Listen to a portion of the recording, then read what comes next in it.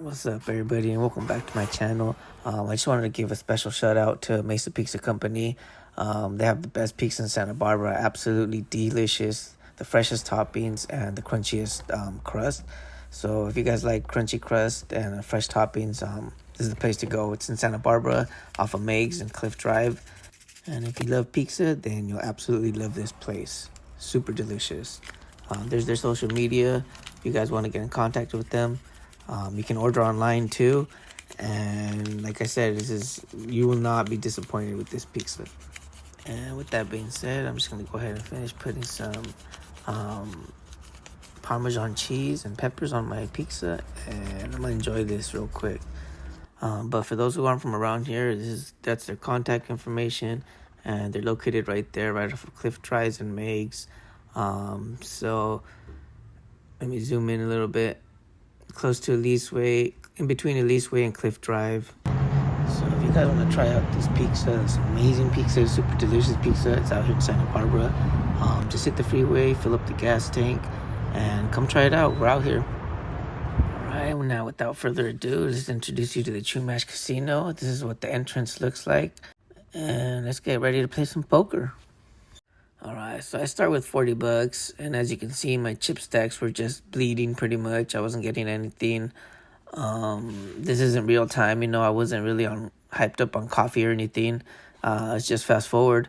I'm gonna slow it down right here and show you I have an ace-3 offsuit. And I decided to push because I wasn't getting anything. And so I get the small blind to fold and the big blind to fold, and the person under the gun, fortunately, he decides to call it. And so now I'm thinking like, great, I just trying to pick up $5. I'm risking 20, 30 something, $36, $35. And lucky for both of us though that the run out comes out basically nothing, because we chopped the pot. And so they call my name for the bigger table, the 2-3 table. I buy in for $100 plus the money that I had on the other table, and we play a little bit more serious, a little bit more cautious. As you can see real quick, I get dealt 2-3 offsuit, so I start off with the fold. And then I put in a straddle on the next one because basically under the gun. And I'm looking at trying to fix my camera because I'm still new at trying to do all this. And I look down at pocket fives. So this is a playable hand. Good thing I had straddled, so I just get a check. Nobody raised it, so I get to see a good flop. Flop comes 3-2-8 rainbow. Start off with the check. Player to the left checks, and the last player to act also checks. So it gets checked all around. The turn brings a 4 diamond, brings a straight draw and a flush draw out there. So I decided to check again. And surprisingly, it gets checked down all the way around again. The river brings an ace of spade, completing a straight draw and bringing a high card to my pair. But I decided to lead out with $40, just to see where I'm at. I do have a pocket pair. Trying to apply pressure for anybody who has the 8 or pocket 7s or anything of that nature. And to my surprise, the guy to my left folds, and the guy to my right aggressively folds. So I'm guessing he had a pocket pair until that ace, and I take it down. All right, and a couple orbits later, I get dealt pocket 10s, and I do an amateur move pretty much in this hand, because instead of raising it, I try to play it tricky and put $3 out there thinking somebody was going to raise it. And I was like right in the middle position, right across from the button.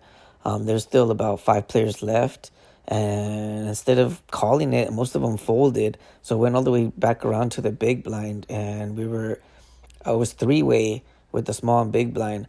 So on the king high flop, I put $5 out there and everybody folds. So that was kind of a bad play on my part.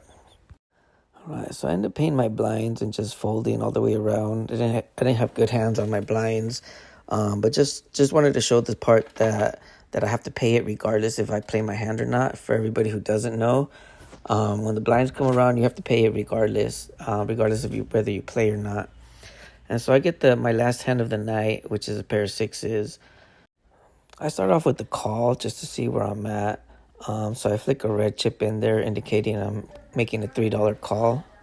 But it quickly turns into a $20 bet. So I flick in another 3 red chips to make the call.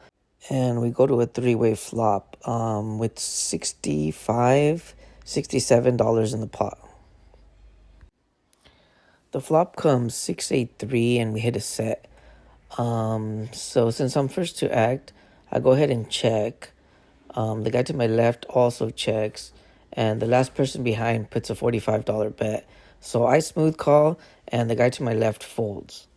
And so there's like now $115 in the pot, and as you can see, my odds of winning this hand is a high 84% chance. The odds of winning are 77.27 on the turn because it does bring a straight draw out there. So any 5 or like a 9 has a possible open-ended straight draw. So I go ahead and push all in because I don't want the straight to get there. And oddly enough, the guy does have pocket 9s, and the 10 on the river gives him the straight. So I completely lose that hand. And that's how it goes in poker. You can't do nothing about it. So I hope you liked this episode. And don't forget to hit the thumbs up and the subscribe.